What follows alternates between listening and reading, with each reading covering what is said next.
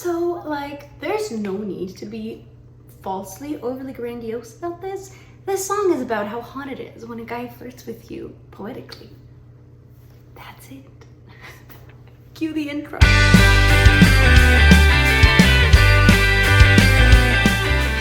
Origin of the song dates back to one day this spring when I was scrolling through TikTok, saw a video that used like a little sound clip quote from Pride and Prejudice, and on top of it it said, oh, he texts you're hot, but really what I want to hear is, you've ripped my heart out of my chest and I have not been able to live without you, you know, something like that. AKA, we want a man who knows his way with words, who doesn't just say, oh, cute babe, you're nice babe. We want someone who can be poetic and romantic and fully committed to you. So then I wrote poetry. Here is the first verse. He's so unproblematic. He's such a romantic, emphatic, and every day with him is magic. He can be so poetic. His way with words is dramatic, it's classic, and I just can't get enough of it.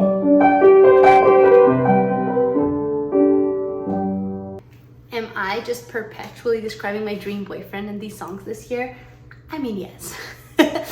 But let's dissect it. He's so unproblematic. This very much refers to my penchant for proto-males, in the sense, you know, the sense of the man who is emotional and sensitive and kind and intelligent. I'm the classic machismo old school dude, you know? We're not into that anymore. He's such a romantic, emphatic, so he's super romantic. He has a sense for romanticizing life and for showing you how much he loves you. He's such an emphatic, in the sense that he's emotional and he shares that with you. He's sensitive, and every day with him is magic. And then he can be so poetic.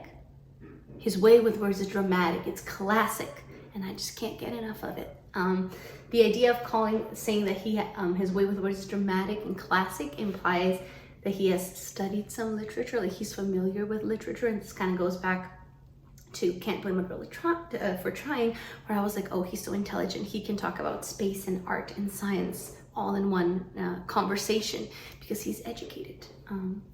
We like that. All right, free chorus. Just the other day before he went away, he gave me a bouquet of roses with a note. He's no one to say much, but when he says it, I blush. Crossed out I love you, and instead he wrote.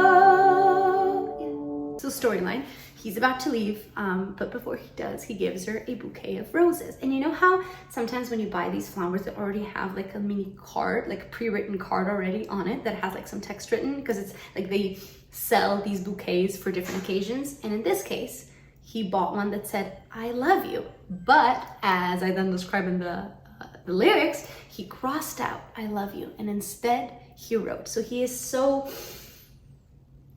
thoughtful and kind that he bought a bouquet of roses before he left. And instead of leaving just that default message on there, he crossed it out and wrote what's about to happen in the chorus. Let's go. You're the air that I breathe, you're the sun on my cheek. How could I ever leave when you're my gravity? You're the meaning of life, you're the stars and the sky, my Polaris at night. Guide me home to your light. Oh, who knew he had this ability? Knocks me off my feet when he talks to me in poetry.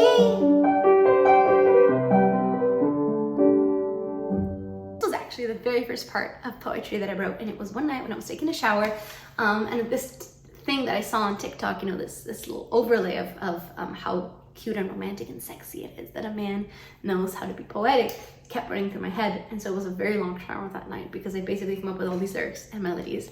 So I wanted to find the most elaborate poetic ways of saying I love you. So you're the air that I breathe, you're the sun on my cheek. I was like, what would Shakespeare say? But not really, but kind of. How could I ever leave when you're my gravity? I love that one. That's probably my favorite one. You're the meaning of life. You know, like how floored and like enamored would you be if someone told you you're the meaning of life? You're the stars in the sky. My Polaris at night, guide me home to your light. Polaris, aka the North Star, that guided people home, you know, you're my north, you're my direction in life. Like how romantic is that? I would want someone to say that to me. And then, so that's the message that he wrote in his flowers. And then I close off the chorus with, who knew he had this ability, knocks me off my feet when he talks to me in poetry. Like, right? Verse 2. He makes life sound like a rom-com, a special kind of charm, a sweet calm, and I am left in blushing disarm. I'm thinking there's few things better than a man with pen and paper who knows his way around a love not letter. He makes life sound like a rom-com. Like, I am such a hopeless romantic, obviously, because these are your songs, and I would absolutely want someone who would help me see the world in a more beautiful, magical light. So if you had a man who would talk to you in poetry all the time, and you would say, oh, you make life sound like a rom-com, a special kind of charm, a sweet calm, you know, it's like a sweet calm to have a man that you know you're so sure and so comfortable with that he will never leave you. And I'm left in blushing disarm, which is kind of a reference to the pre-chorus lyrics we talk about. He's not one to say much, but when he says it, I blush. So he's a man of few words, but when he uses them, he chooses them wisely. I'm thinking there's a few things better than a man with pen and paper who knows his way around a love note letter. Pretty self-explanatory. The end. Now on to the bridge. Should we try clapping this one? So, hey, okay, it's so Shakespearean, the way he rhymes with experience. Not gonna lie, I kinda like that he's elaborate, over the top, but it is clever and deliberate. This part, highly inspired by Avril Lavigne's Girlfriend. I don't even know the lyrics, but I was, as I was making poetry, I was listening to a lot of like early 2000s, mid 2000s pop rock music. And I was like, well, you have to listen to Girlfriend as inspiration. And that bridge is amazing. It has like this clapping breakdown with this talking sort of anthemic lyrics. And I was like, how cool would it be if you did a breakdown like that in poetry? I've never done something like that really in a song. So I want to try it here. So, okay, it's so Shakespearean because, you know, Shakespeare poetry.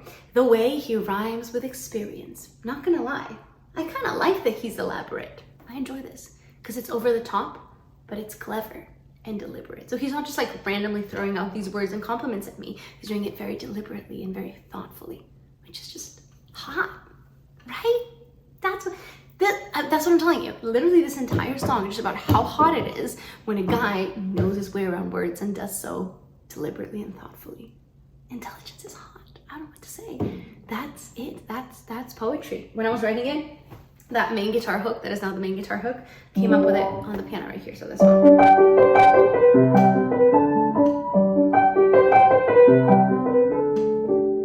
And as I was doing this here on the piano, I was like, you know what? That'd be really cool if that was an electric guitar. So now when I play it on the piano, it sounds like a ballad, but then when it's fully produced, it's just rocking. And that's it. That's poetry. Guys, watch and learn. All right, bye.